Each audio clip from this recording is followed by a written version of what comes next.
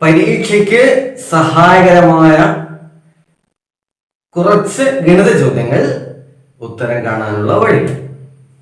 തുടങ്ങാം. ഒരു ക്ലാസ്സിലെ പരീക്ഷയിൽ അരുണിന്റെ റാങ്ക് മുകളിൽ നിന്ന് 15-ാമതും താഴെ നിന്ന് 30-ാമതും ആണ്. 7 കുട്ടികൾ പരീക്ഷ എഴുതിയില്ല. ക്ലാസ്സിലെ ആകെ കുട്ടികളുടെ എണ്ണം.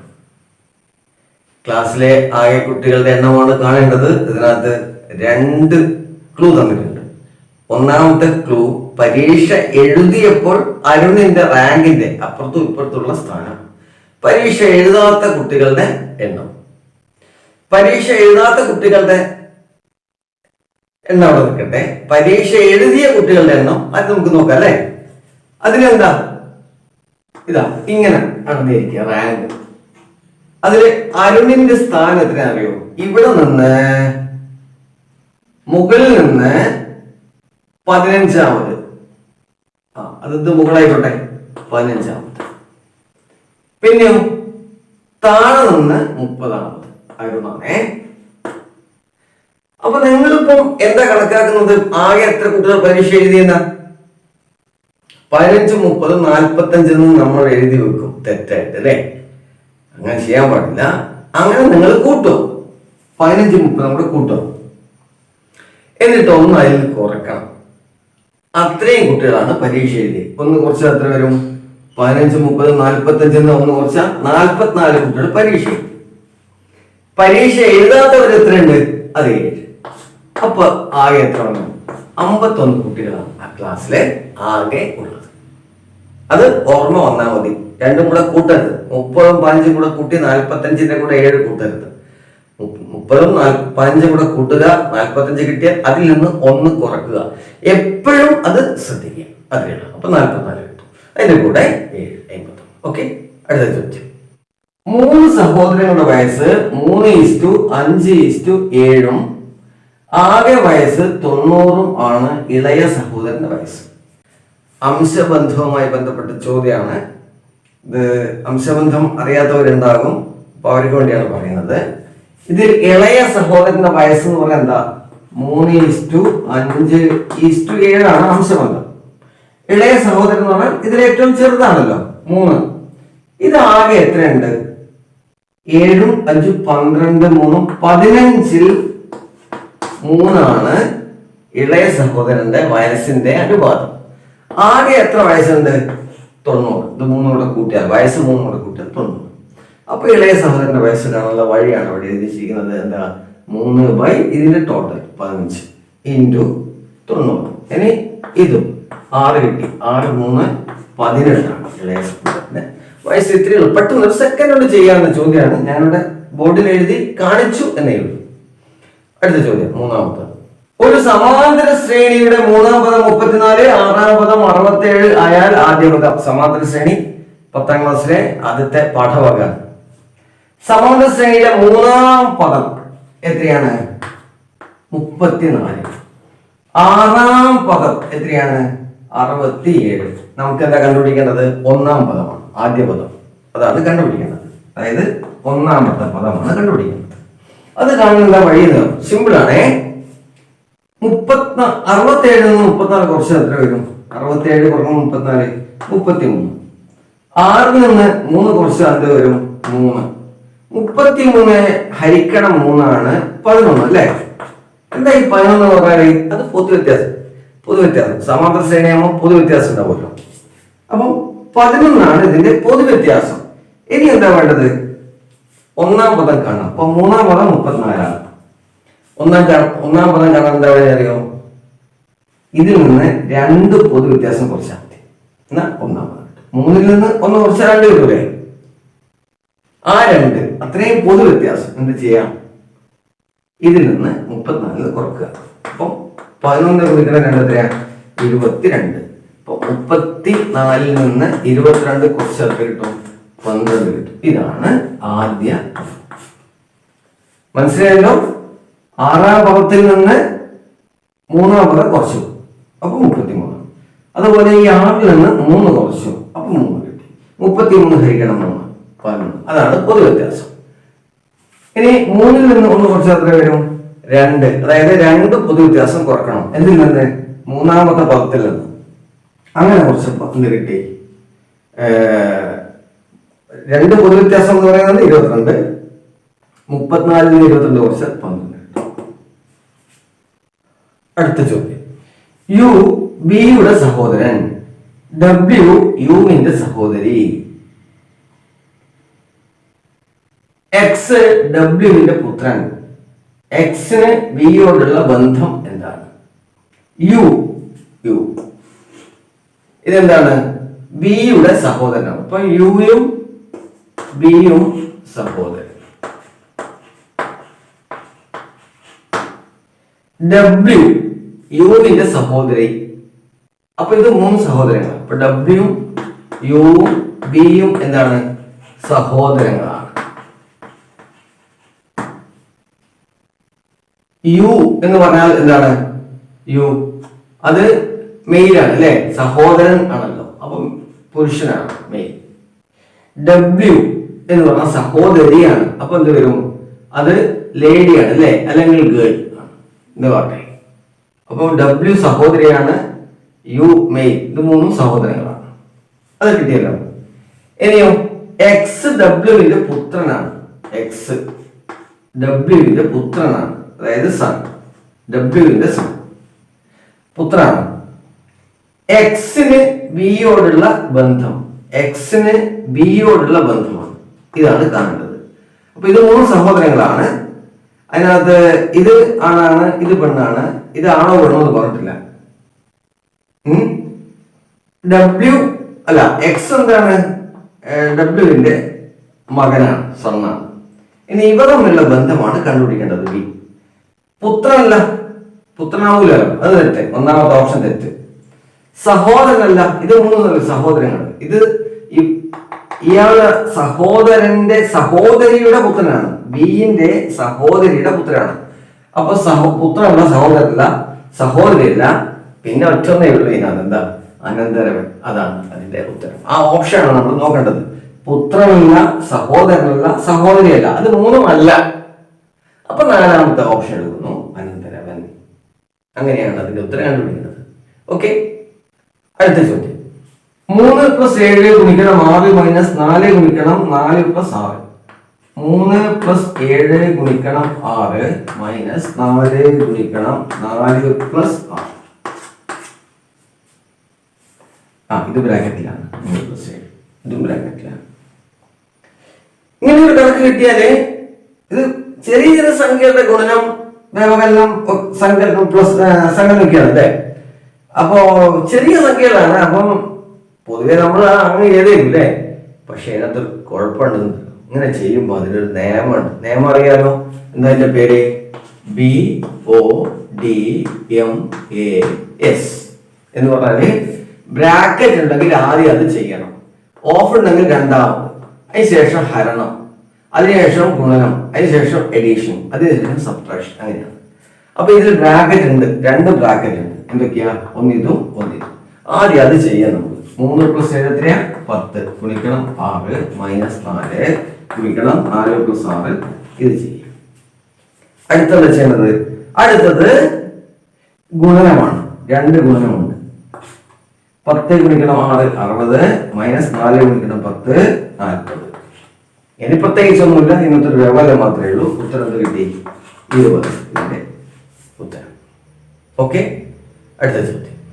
8 + 3 ഗുണിക്കണം 2 - 4 ഹരിക്കണം 2 + 6 വില. ചോദ്യം എഴുതട്ടെ. 8 + 3 ഗുണിക്കണം 2 - 4 ഹരിക്കണം 2 + 6. ഇതാണ്. ഇതിനകത്ത് സങ്കലനം, ഗുണനം, വ്യവകലനം, ഹരണം ഒക്കെ വരുന്നുണ്ട്. തൊട്ട് മുമ്പ് പറഞ്ഞ കാര്യം ഓർമ്മയുണ്ടല്ലോ. എന്തത്? BODMAS. അപ്പോ ഫസ്റ്റിൽ ബി ആണ്, ബ്രാക്കറ്റ് ആണ്. ബ്രാക്കറ്റ് ഇതിലില്ല, ഓയും ഇതിലില്ല. അപ്പൊ അത് തൽക്കാലം ഒഴിവാക്കും. പിന്നെന്താ? ഡി ഹരണം, ഗുണനം, സങ്കലനം, വ്യവകലനം. അങ്ങനെയാണ് ചെയ്യുന്നത്. അപ്പൊ ഇതില് ഇതാ ഇവിടെ ഒരു ഹരണമുണ്ട്. ആദ്യം അത് ചെയ്യണം, രണ്ടാമത് ഗുണനം ചെയ്യണം. നമുക്കത് ചെയ്ത് നോക്കാം. അപ്പൊ 8 + 3 ഗുണിക്കണം 2 6 മൈനസ് 4 ഹരിക്കണം 2 2 പ്ലസ് 6. ഇനി എന്താ സങ്കലനമാണ് അല്ലെ? 8ഉം 6ഉം 6ഉം 3 സങ്കലനമുണ്ട്. 8 6ഉം 14 6ഉം 20 മൈനസ് 2 എത്രയാണ്? അങ്ങനെ ചെയ്യേണ്ടത്. ഓക്കെ, അടുത്തത് 1/3നും 1/2നും ഇടയിലുള്ള ഒരു ഭിന്നസംഖ്യ. അപ്പൊ ഇതിലെ ഓപ്ഷൻ 1/6, 4/7, 2/5, 2/3.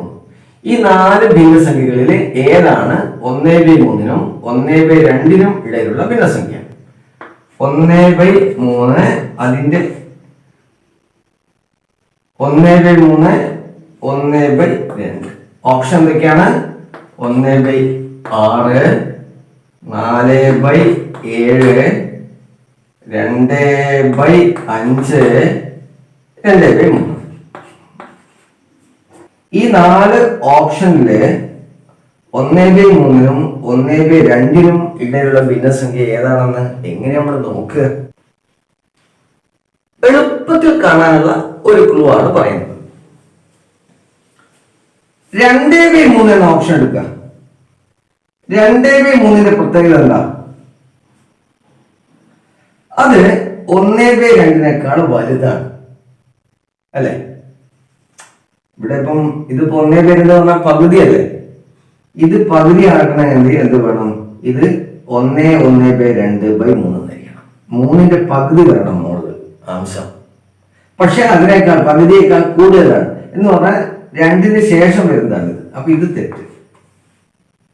അതേപോലുള്ള പകുതിയേക്കാൾ കൂടുതലുള്ള മറ്റൊരു ഭിന്നസംഖ്യ കൂടി ഇതിനകത്തുണ്ട്. അതേതാണെന്നറിയോ? 4/7 ആണ്. ഓക്കെ, ഇവിടെ 7 വരുമ്പം ഇത് പകുതി ആകണമെങ്കിൽ 3.5 ആയിരിക്കണം ഉണ്ടാകുന്നത്. പക്ഷെ 4 വന്നു, അതായത് പകുതിയേക്കാൾ കൂടുതലാണ്. 1/2നേക്കാൾ കൂടുതലാണ്. ഇപ്പുറത്തേക്കാണ് വരിക, ഇതിനിടയിലല്ല വരിക. അപ്പൊ അത് തെറ്റ്. ഇനി 1/6ന്റെ പ്രത്യേകത എന്താണെന്നറിയോ? അത് 1/3നേക്കാൾ ചെറുതാണ് 1/6. അതായത് 1/6 സ്ഥാനം വരിക ഇപ്പുറത്തേക്കാണ്, ഇതിന്റെ ഇപ്പുറത്തേക്ക്, ഇതിനിടയിൽ വരില്ല. പിന്നെ ആകെയുള്ള എന്താ? ഇത് തെറ്റ്. 2/5 മാത്രമാണ് പിന്നെ ഈ 4 ഓപ്ഷൻസിൽ ബാക്കിയുള്ളത്. ഇതാണ് ശരി. അപ്പൊ നമ്മളൊന്നും ചെയ്തൊന്നും നോക്കിയിട്ടില്ല. നമ്മൾ ആ ഭിന്നസംഖ്യകളൊന്ന് നോക്കി അതിന്റെ പ്രത്യേകത നോക്കി. അങ്ങനെ പ്രത്യേകത നോക്കിയപ്പോൾ എന്തായി? 1/6 1/3നേക്കാൾ ചെറുതാണ്. കാരണം അംശം ഒന്നാണ്. ഛേദം ഇതിനേക്കാൾ വലുതാണ്. അപ്പൊ ഭിന്നസംഖ്യ ഇതിനേക്കാൾ ചെറുതാവും. അതാണ് ന്യായം. അപ്പൊ ഇതിനിടെ വരില്ലാന്ന് അർത്ഥം. ഓക്കെ, 4/7 എന്ന് പറയുന്നത് 1/2നേക്കാൾ അതിന്റെ കൂടുതലാണ്, പകുതിയേക്കാൾ കൂടുതലാണ്. അതൊക്കെ എന്താ മനസ്സിലാവുമല്ലോ. ഇതും അതേപോലെ പകുതിയേക്കാൾ കൂടുതലാണ്. ഇത് 3 അല്ലാത്ത ഒറ്റ ഭിന്നസംഖ്യയുള്ളൂ 2/5. അതുകൊണ്ട് നമ്മൾ അവൻ ഫിക്സ് ചെയ്തു. അത്രയേ ഉള്ളൂ. ഓക്കെ, അടുത്ത ചോദ്യം. ഒരു സംഖ്യയുടെ 30%വും 70%വും തമ്മിലുള്ള വ്യത്യാസം 60 ആയാൽ സംഖ്യ. ഒരു സംഖ്യയുടെ 30%വും 70%വും തമ്മിലുള്ള വ്യത്യാസമാണ് 60. സംഖ്യ അത്. അപ്പൊ എന്തൊക്കെയാ വ്യത്യാസമുള്ളത്? ഒന്ന് 30%, മറ്റൊന്ന് 70%. ഒരു സംഖ്യയുടെ ഈ വ്യത്യാസം എത്രയാണ്? 60. അപ്പൊ സംഖ്യ ഏതെന്നാണ് അല്ലേ? വിഷമം പിടിച്ച ചോദ്യമല്ല കേട്ടോ. ഇത് എങ്ങനെയാണ് സിമ്പിളായി ചെയ്യാം. 70ൽ നിന്ന് 30 കുറച്ചാൽ എത്ര കിട്ടും? 40% കിട്ടും. ഓക്കെ, എന്ന് പറഞ്ഞാൽ ഒരു സംഖ്യയുടെ 40/100 ആണ് 60 എന്നർത്ഥം. നമുക്ക് എക്സ് കണ്ടുപിടിക്കണം. എക്സ് കണ്ടുപിടിക്കാൻ എന്താ വഴി? എക്സ് സമം 60 ഗുണിക്കണം ഇത് ഇങ്ങോട്ടേക്ക് കൊണ്ടുവരാം, 60-നടുത്തേക്ക് കൊണ്ടുവരാം. അങ്ങനെ കൊണ്ടുവരുമ്പോൾ എന്താവും? 100/40 എന്നാവും. അപ്പോ ഇത് പോയി, ഇത് പോയി, ഇത് പോയി, ഇത് പോയി, 25 ആയി. 25 6 150 ഇതിന്റെ ഉത്തരം. ഇനി നമുക്ക് നോക്കാം. 150ന്റെ 30% എത്ര വരും? 45. 150ന്റെ 70% എത്ര വരും? 105. ഇവ തമ്മിലുള്ള വ്യത്യാസം എത്രയാ? 105 മൈനസ് 45 60. കിട്ടിയില്ലേ? ഇത്രയേ ഉള്ളൂ. അടുത്ത ചോദ്യം. ഒരു സമചതുര സ്തൂപികയുടെ ചെരിവ് ഉയരം 15 സെന്റിമീറ്റർ, പാദവക്ക് 12 സെന്റിമീറ്റർ. സ്തൂപികയുടെ ഉയരം എന്താണ്? ഈ 4 ഓപ്ഷൻസ് തന്നിട്ടുണ്ട്. ആ ഓപ്ഷൻസിൽ ഏതാണ് ശരിയെന്ന് കണ്ടുപിടിക്കണം. സമചതുര സ്തൂപികയുമായി ബന്ധപ്പെട്ട ചെരിവ് ഉയരവും പാദവക്കും ഉയരമൊക്കെയാണ് കണ്ടുപിടിക്കേണ്ടത്. അപ്പോൾ ഇത് സാധാരണ നമ്മൾ പഠിക്കുന്ന ഒരു പാഠഭാഗമായിട്ടല്ലേ വരുന്നത്. കുറച്ച് വിഷമമുള്ള സിമ്പിളാണ് കേട്ടോ. അതെന്താണ് എങ്ങനെയാണ് കണ്ടുപിടിക്കുക എന്നാണ് പറയാൻ പോകുന്നത്. നമുക്ക് വളരെ പെട്ടെന്ന് ഇതിന്റെ ഉത്തരം കണ്ടുപിടിക്കാൻ പറ്റും. ഇത് തന്നിരിക്കുന്നത് ചെരിവ് ഉയരം എന്ന് പറഞ്ഞാൽ എൽ എന്ന് ചുരുക്കം പറയും, 15 സെന്റിമീറ്റർ. പാദവക്ക് അത് എ എന്ന അക്ഷരം കൊണ്ട് സൂചിപ്പിക്കും, 12 സെന്റിമീറ്റർ. കണ്ടുപിടിക്കേണ്ടത് എന്താണ്? ഹൈറ്റ് ആണ് കണ്ടുപിടിക്കുന്നത്. ഇതെങ്ങനെ കണ്ടുപിടിക്കാം പറയാൻ പോവാണ്, ശ്രദ്ധിക്കുക. ഈ ചെരിവ് ഉയരം 15 സ്ക്വയർ, അതിൽ നിന്ന് 12ന്റെ പകുതി 12/2 ഓൾ സ്ക്വയർ, അതിന്റെ സ്ക്വയർ റൂട്ട്. ഇത്രയേ ഉള്ളൂ. ഇനി ഇത് ചെയ്യാൻ പഠിച്ചാൽ മതി. 15 സ്ക്വയർ എത്രയാ? 225 മൈനസ് 12/2 എത്രയാ? 6 സ്ക്വയർ എത്രയാ? 36. റൂട്ട് ഓഫ് 225 മൈനസ് 36 എത്ര കിട്ടും? മനസ്സ് കുറക്കാൻ പറ്റില്ലേ? 189. ഇനി അടുത്ത പ്രശ്നം, ഇതിന്റെ റൂട്ട് അങ്ങനെ കാണുന്നു അല്ലെ?